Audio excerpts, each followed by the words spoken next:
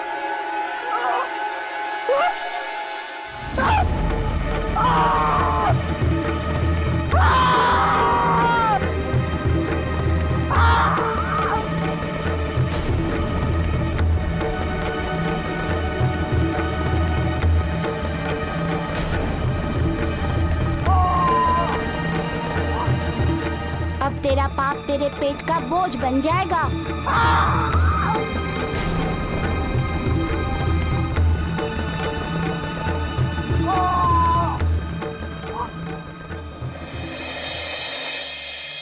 ऋषि वशिष्ठ, अन्नपूर्णा का स्वाद भाव से बनता है। भाव में भोजन कराने का प्रेम है, प्रसन्नता है तो भोजन स्वादिष्ट बनता है, अन्यथा।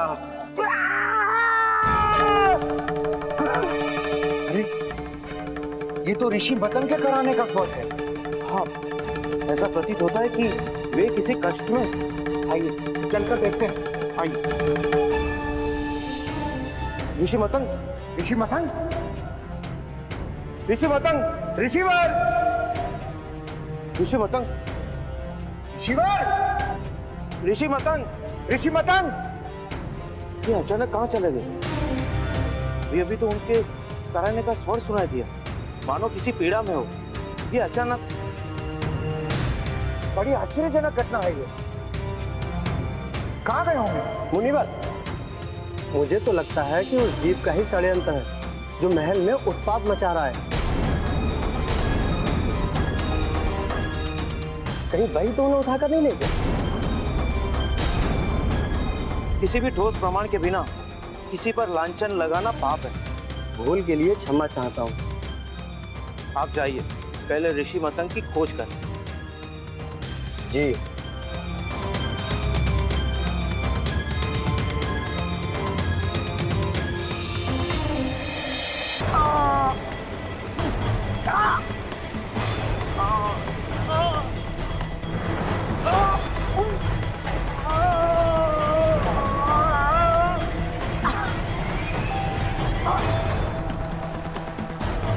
क्या किया वहां? प्रीति भोजन कर रहा था। भोजन से पहले क्या किया? भोजन के पूर्व रात्रि तेल में मैंने अपनी मायावी शक्ति मिला दी थी, यह सोचकर कि जो भी ऋषि वो भोजन करेगा उसके मन की बात, उसकी योजना, उसकी गतिविधियों के बारे में जानकारी मिल जाएगी और उसके माध्यम से मैं अपने भांजे रावण के वध के लिए अस्त्र बनाने वाले ऋषि के बारे में पता लगा लूंगा। परंतु पता नहीं क्या हो गया, सब प्रभाव उल्टा हो गया। उन सब की शक्तियों को तो पता नहीं चला, लेकिन मेरी शक्ति का भी प्रभाव पता नहीं चला, मुझ पर भी नहीं। चिंता मत करो, मैं देखता हूं। जल्द शीघ्र।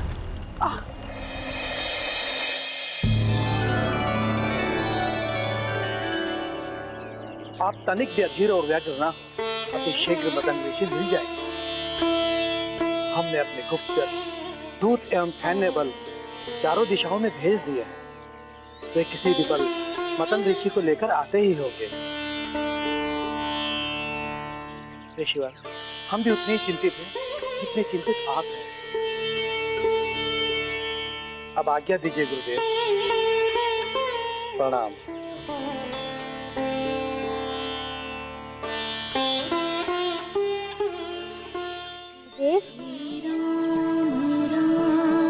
कहो, क्या बात? गुरुदेव, मुझे आपसे एक महत्वपूर्ण बात करनी है। हाँ कहो। हनुमान, मेरे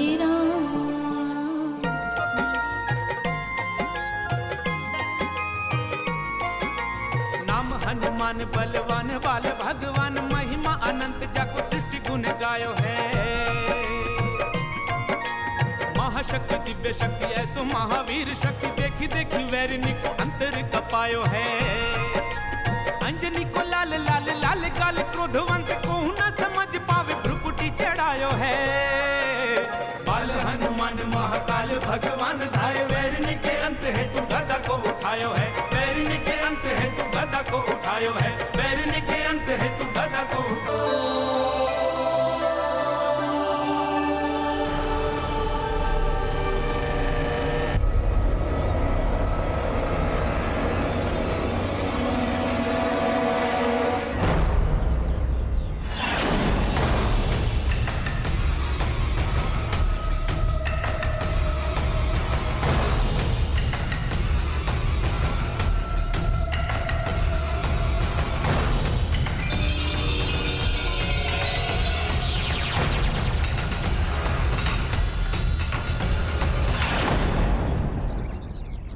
ये तो भारी अनर्थ हो गया।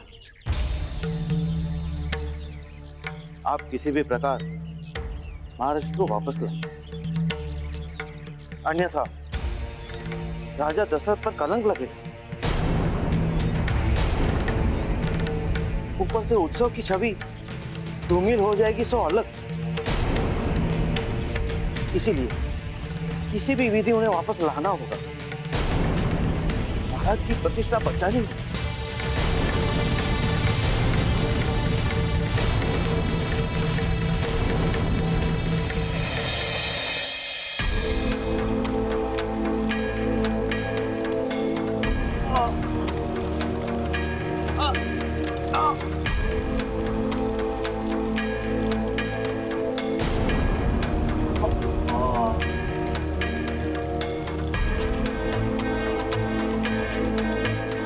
मैं जिस शीघ्र अब सहन नहीं होता।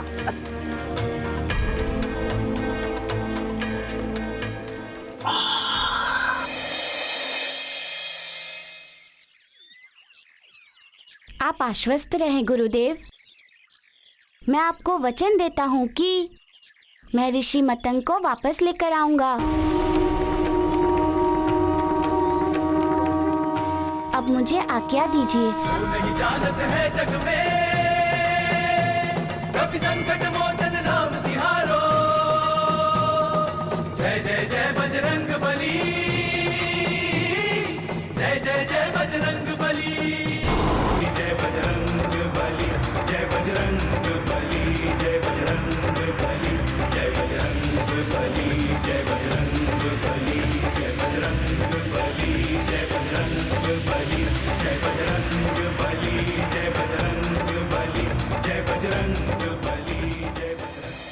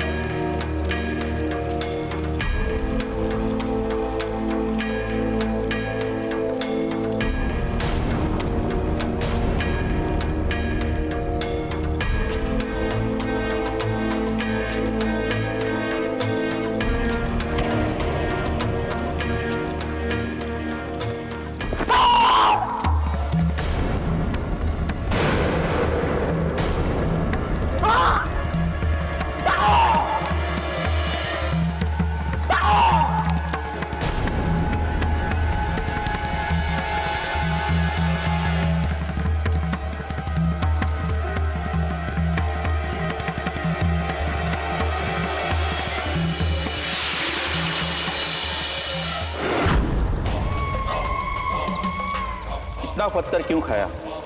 और खाने में व्यंजन भी तो होगा ना? हमारी समझ में तो ये नहीं आ रहा कि इतने सारे कंकड़ पत्थर हमारे उधर में आए कहां से। जो भी है तुम्हारे सामने ही है।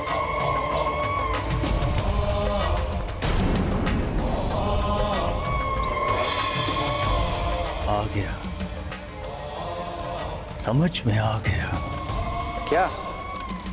यही कि हमारे अलावा भी वहां कोई दूसरा मायावी है। जय बजरंग बली, जय बजरंग बली, जय बजरंग बली, जय बजरंग बली, जय बजरंग बली, जय बजरंग बली, जय बजरंग बली, जय बजरंग बली, जय बजरंग बली। हम उसे जीवित नहीं छोड़ेंगे, हम उससे इसका प्रतिशोध अवश्य लेंगे। अब उसकी मृत्यु हुई, हमारा प्रतिशोध होगा। प्रतिशोध नहीं, पहले स्वास्थ्य। अपना ध्यान रखिए और हमें आज्ञा दीजिए। ध्यान अवश्य रहेगा, केवल उस मायावी का। जब तक हम उसका अंत नहीं कर देते, हमारे मन को शांति नहीं मिलेगी।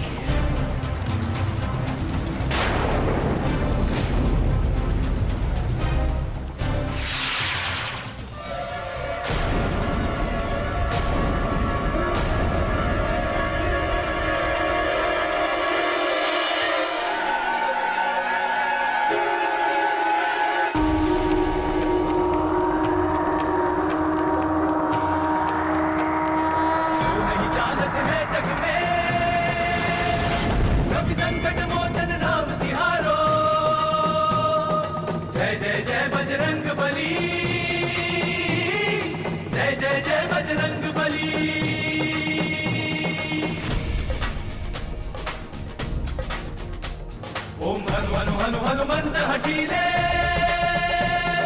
बैरी मारो वज्र के कीले।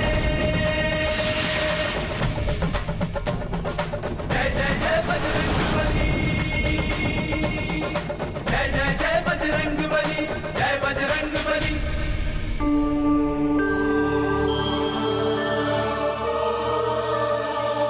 अंत कर देता हूँ इसका। नहीं, अभी नहीं। पहले अभी और इसके विषय में जानकारी एकत्रित करता हूँ, फिर उसके बाद इसे दंड दूंगा। तो पहले इसकी गुफा में चलता हूँ।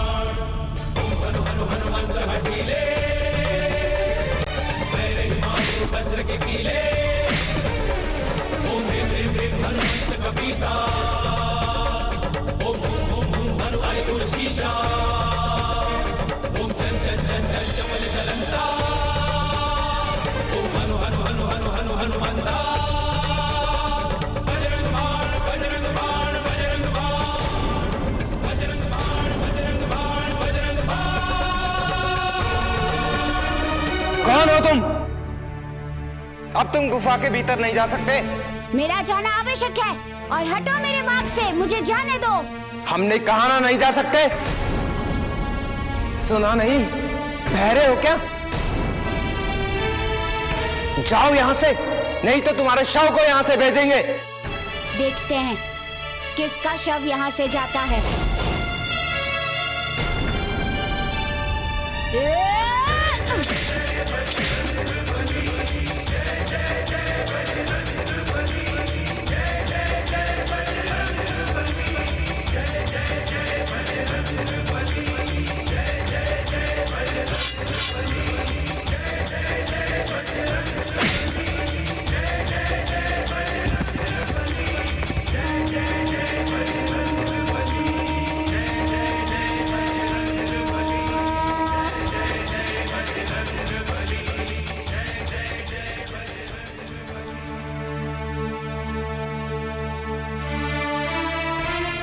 ऋषिवर, आप और यहाँ इस प्रकार बंधे पड़े हुए, आप यहाँ कैसे आए? बताइए ऋषिवर, बताइए।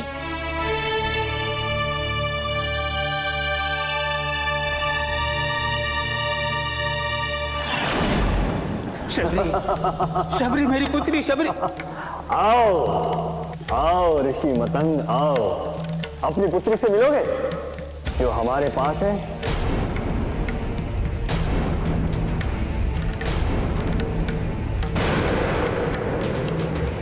मारीच, मेरी पुत्री को छोड़ दो। छोड़ देंगे हम तुम्हारी पुत्री को, अभी इसी समय छोड़ देंगे, किंतु तुम्हें हमारी एक छोटी सी शर्त माननी होगी। हाँ, बोलो बोलो, मैं तुम्हारी हर शर्त मानने के लिए तैयार हूं। मुझे तुम्हारा रूप धारण करने की शक्ति दे दो।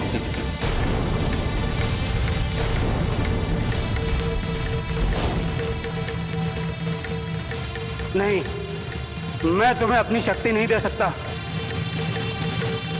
तुम इसका दुरुपयोग करोगे। मतंग ऋषि किसी भी वस्तु के दुरुपयोग और सदुपयोग का निर्णय समर्थवान करते हैं। और हम मायावी मारीच समर्थवान हैं। मतंग ऋषि, इस कार्य की सफलता के लिए हम तुम्हारी शक्ति मांग रहे हैं। मेरे उस कार्य की सफलता में बाधा मत बनो, अन्यथा हम तुम्हारी पुत्री को जीवित नहीं छोड़ेंगे। हम अभी इसी समय हत्या कर देंगे। नहीं नहीं मारीच, तुम इसे मत मारो।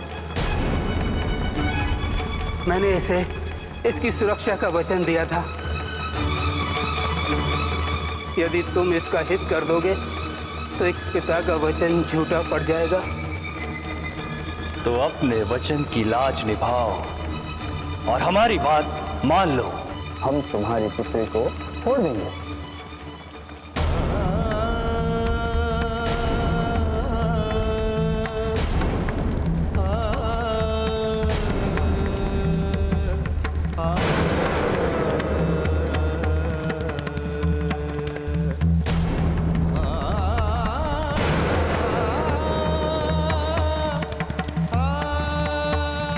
सोच क्या रहे हो ऋषि मतंग? ठीक है, मैं तुम्हें अपना रूप धारण करने की शक्ति देता हूँ।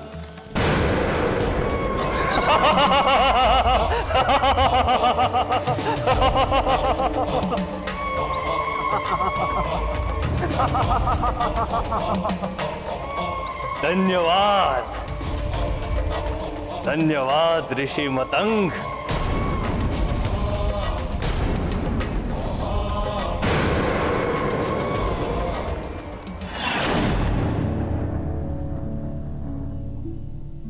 और इस प्रकार मैं विवश हो गया उस दुष्ट मारीच के सामने। आज मेरे कारण सभी ऋषियों पर संकट के बादल घिराए हैं। यदि आप न होते तो बहुत बड़ा अनर्थ हो जाता। हम सभी ऋषियों को शक्तिहीन होने से आपने बचा लिया। मेरे होते हुए कभी भी आप लोगों पर स्थायी संकट नहीं आ सकता। अब आप चलिए मेरे साथ यहाँ से। नहीं, मैं नहीं जा सकता। पर क्यों? आप क्यों नहीं जा सकते यहाँ से? क्योंकि मेरी पुत्री शबरी अभी भी उस दुष्ट मारीच के बंधन में। जब तक वो यहाँ मेरे पास नहीं आ जाती, मैं नहीं जाऊंगा, नहीं जाऊंगा मैं। शबरी की चिंता आप मुझ पर छोड़ दीजिए ऋषिवर।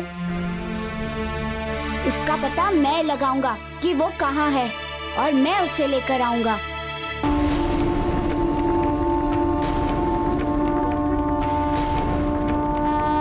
नहीं जानत है जग में कभी संकट मोचन नाम तिहारो। जय जय बजरंग बली, जय जय जय बजरंग बली। असुर बता, मारीच ने शबरी को कहाँ बंदी बना कर रखा है? हमें नहीं पता। अच्छा, जय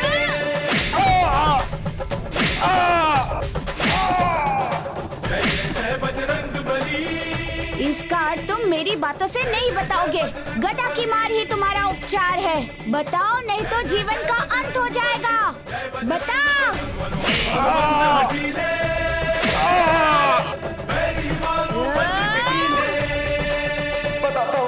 बताता हूँ। मारीच ने शबरी को मत्स्यद्वीप में बंदी बना के रखा है। वो तुम्हें वही मिलेगी।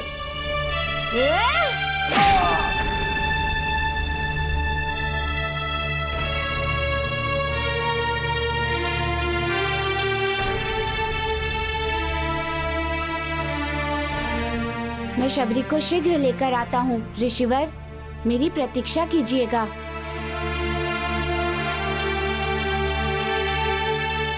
विजय भव।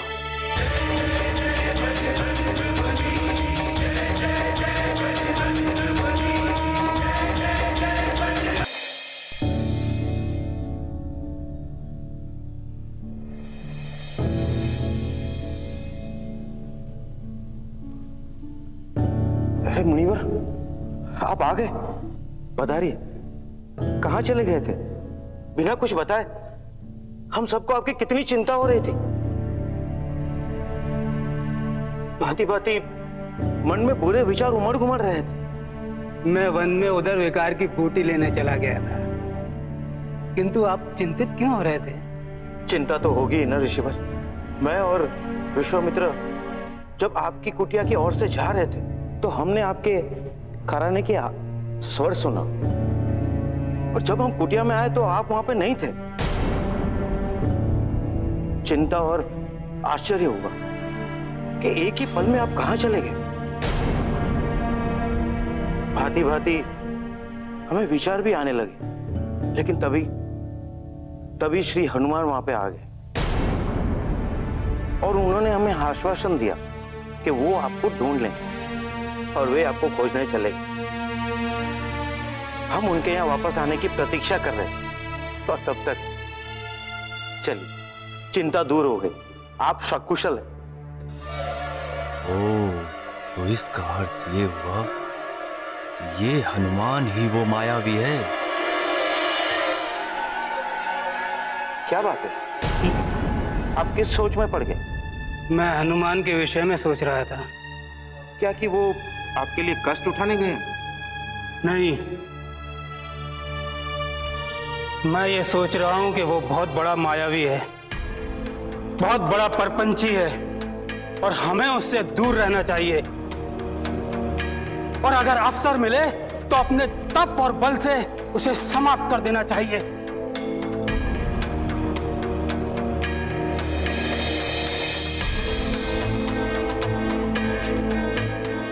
ये कैसी बातें कर रहे हैं मुनिवर? वो आपके शिष्य भी हैं? नहीं, ये मेरा शिष्य नहीं है, बल्कि कोई बहुत बड़ा मायावी है जो उसका वेश धरकर यहाँ उत्सव में उत्पात मचाने आया है। नहीं ऋषिवर, वो मेरे प्रिय राम के सखा हैं और मुझे उन पर उतना ही भरोसा है जितना कि श्री राम पर।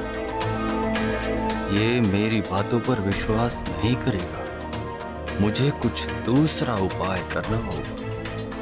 अच्छा ऋषिवर, अब आप विश्राम करें।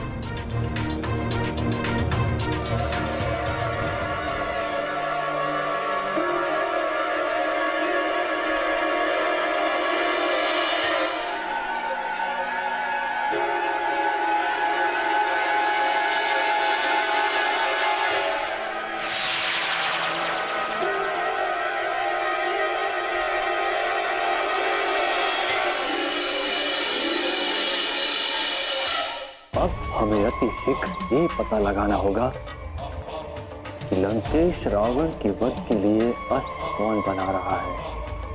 किंतु सावधानी पूर्वक, क्योंकि अब मेरे मार्ग की सबसे बड़ी बाधा हनुमान यहाँ है। प्रभु, ऋषि मतंग की दत्तक पुत्री शबरी को मारीच ने बंदी बनाकर मत्स्य द्वीप में रखा है और स्वयं ऋषिवर उतरकर हमारे बीच यहाँ उपस्थित हैं। मैंने ऋषि मतंग को चलने के लिए कहा, फिर भी वो आने के लिए तैयार ही नहीं है। कहने लगे कि जब तक मेरी पुत्री नहीं आएगी मैं यहाँ से नहीं जाऊंगा। समझ में नहीं आ रहा है कि मैं क्या करूँ प्रभु। एक विचार मन में आता है कि ऋषि बने मतंग का मारीच का अंत कर दूं। नहीं हनुमान, तुम ऐसा मत सोचो। ऐसा करोगे तो लोग विचलित हो जाएंगे। इसका उल्टा प्रभाव पड़ेगा लोगों पर।